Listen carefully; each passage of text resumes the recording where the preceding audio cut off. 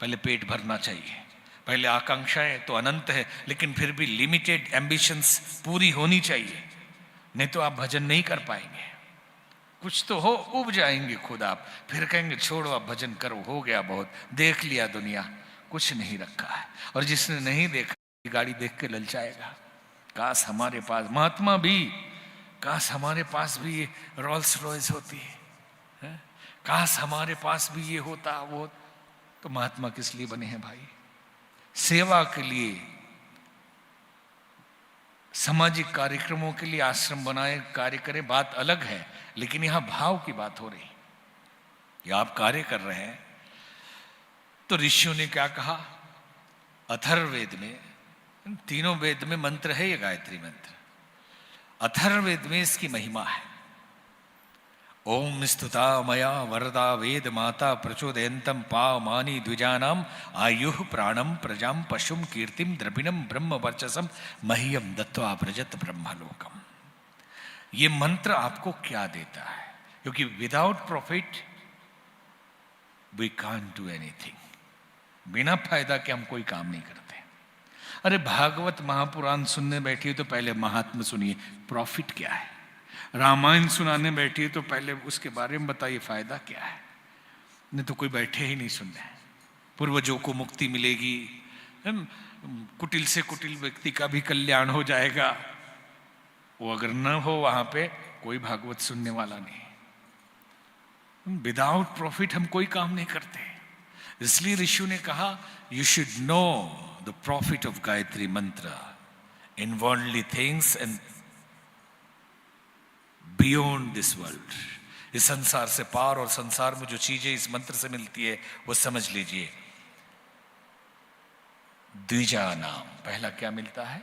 द्विजा नाम। द्विज का मतलब दूसरा जन्म, नेक्स्ट बर्थ, रीबर्थ, हमारा दूसरा जन्म हो जाता है। द्विज का मतलब दूसरा जन्म। एक जन्म माँ बाप से होता है, एक जन्म गुरु से होता है। जिस दिन से दीक्षा ली और ये मंत्र शुरू किया, ये बात ख्याल रखना, आज भले ही कोई भी गुरु कोई भी मंत्र दे रहे हो, लेकिन भारतीय संस्कृति में सिर्फ गायत्री मंत्र ही देने का विधान वैदिक काल से रहा है। इसलिए इस मंत्र को भी गुरु मंत्र कहा जाता है कि गुरु द्वारा प्रदान किया जाने वाला मंत्र। ये हम नहीं कह रहे, आप शास्त्र उठा लीजिए, पूरा सारे उपनिषद सारे वेद पुराण उठाकर देख लीजिए। इसलिए इसे गुरु मंत्र कहा जाता है। तो द्विज बनाता है ये मंत्र, मतलब दूसरा जन्म कराता है। जैसे देवी भागवत में लिखा है कि एक माला गायत्री मंत्र जपने से 1 दिन के पाप कटते हैं, 3 माला जपने से 9 दिन के पाप कटते हैं, 9 माला जपने से 3 महीने पीछे तक का पाप कटता है। तो ये पाप क्या है? ऐसे विचार जो हमें गलत कर्म करने के लिए विवश कर दे, ये सब पाप है। और ऐसे विचार, ऐसा चिंतन जो हमें श्रेष्ठ पथ पर चलने के लिए विवश कर दे, परिणाम श्रेष्ठ लाए, वो सब पुण्य है। और गलत विचारों की वो गठरी जो सबकॉन्शियस में जमा हुआ है, उसे क्लीन करता है, धो देती है। तो 1 माला से दिन भर का धुलेगा, 3 माला से 9 दिन का धुलेगा, 9 माला से 3 महीने पीछे तक का धुलेगा। 2-4 साल कर लिए तो जन्म जन्म का धुल जाएगा, जन्म जन्म का धुल जाएगा इससे। तो ये द्विज बनाती है।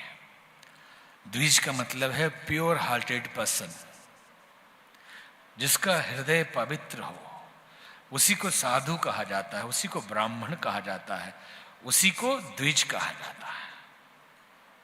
और भारतीय संस्कृति में द्विज नहीं है, उनको यज्ञ करने का भी अधिकार नहीं है, उनको दान देने का भी अधिकार नहीं है, पूजा पाठ करने का भी अधिकार नहीं, इसलिए कि गंदे हृदय वाला व्यक्ति है, पूजा का फल नहीं मिलेगा। पहले द्विज बनो, पहले हृदय को पवित्र करो, फिर पूजा पाठ का लाभ मिलेगा। तो ये मंत्र पहले आपके हृदय को पवित्र करता है, दूसरा जन्म दिलाता है। बॉडी वही रहे लेकिन भीतर से सब बदल गया, सब कुछ बदल जाता है। द्विज आयु, उम्र बढ़ती है। आप 1-2 साल गायत्री मंत्र जपिए, हस्तरेखा विज्ञानी को अपने आयु रेखा दिखा लीजिए, और 2 साल के बाद दिखाइए। अगर पूरी रेखा बदल ना जाए फिर कहना।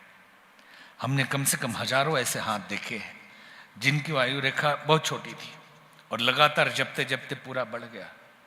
65 साल से 80-85 पार कर गया। सारी बीमारियां असाध्य थी वो मिट गई और आदमी चैतन्य हो गया।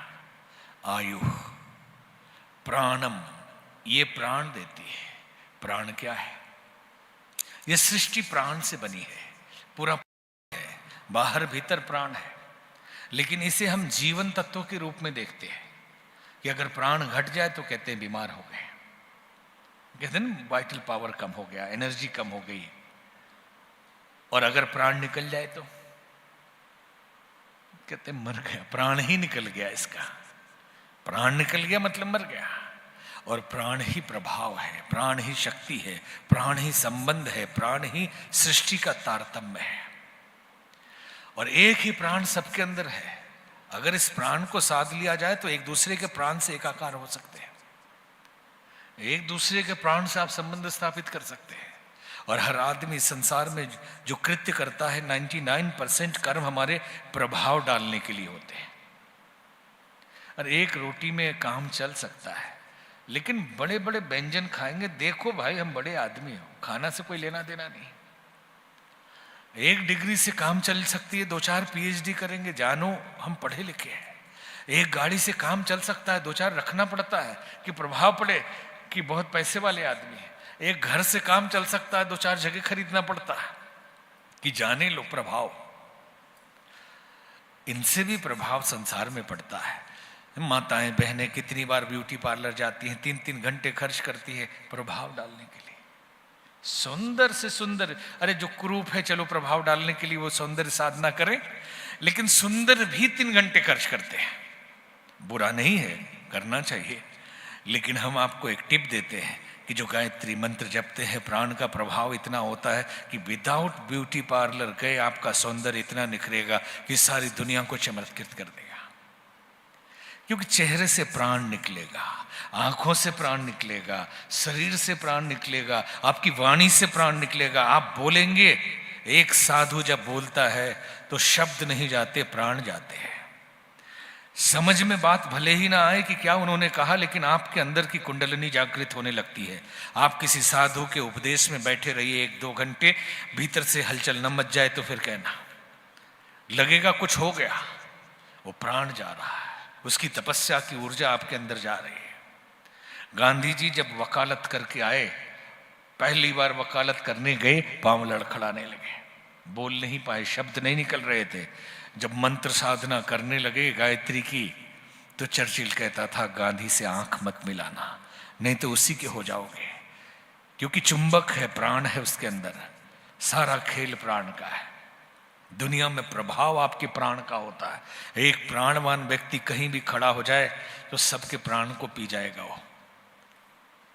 कहते हैं ना कि बाली के सामने जाते थे तो आधी शक्ति ले लेता था, लेकिन अगर कोई तपस्वी है उसके सामने बड़े से बड़े आ जाएं तो पूरी शक्ति ले लेगा वो। उसके सामने बड़े से बड़े दिग्गज अपने प्रश्न भूल के कहीं और चले जाएंगे। और ये आंखन देखी बातें हैं, केवल संकेत हम आपको कह रहे हैं। तो प्राणम, प्राण मिल जाए तो प्रजा, चाहने वाले न लोग हो तो जिएंगे कैसे। अर्जुन भगवान कृष्ण से कहता है कि हे केशव, कि जब मेरे गुरुजन परिजन अपने लोग मर जाएंगे, इससे तो अच्छा भिक्षा का अन्न लेके मैं जी लूंगा, भीख मांग लूंगा, लेकिन इनको मारूंगा नहीं। तो एक संत व्याख्या कर रहे थे, क्या बहुत बड़ा धार्मिक हो गया है अर्जुन? नहीं, उसको डर इस बात का है कि जब सब मर ही जाएंगे तो दिखाऊंगा किसको कि जीत गया। कोई चाहिए दुश्मन भी ना हो तो फिर हमारे वैभव का मतलब क्या है? ये संसार की मेंटलिटी बड़ी उल्टी चलती है। अगर कोई तो सामने हो कि अरे हमने भी देखो गाड़ी खरीद लिया, देखो तुमसे बड़ा बिल्डिंग मैंने बना लिया, तुमने कहा था हमने ये करके दिखा दिया, और है ही नहीं कोई सामने, तो फिर किसके लिए करेंगे? उससे तो अच्छा तो साधु बन जाओ, कुछ करना ही नहीं। तो प्रजा, ये मंत्र आपको प्रजा देती है।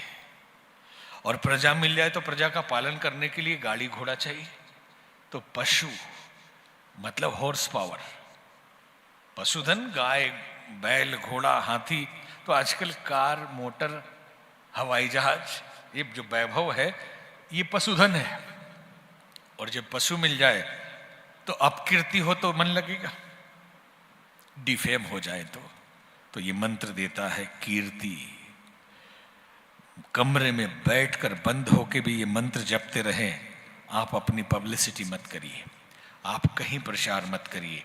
2 साल जप करके देख लीजिए, अगर आप जिस कोठरी में बैठे हैं वहां भीड़ न लग जाए, अगर आके वहीं न गिरने लगे लोग, आपकी कीर्ति को कोई दबा नहीं सकता। विश्वामित्र, वशिष्ठ, अगस्त, जितने मुनि हुए, या स्वामी विवेकानंद, महर्षि दयानंद, सबने इसको किया और उनकी कीर्ति को कोई दबा सकता है? आज संतों के अंदर भी तेज क्यों नहीं है? क्योंकि इस मूल तत्व का अभाव दिखाए। और आज भी जो संत हैं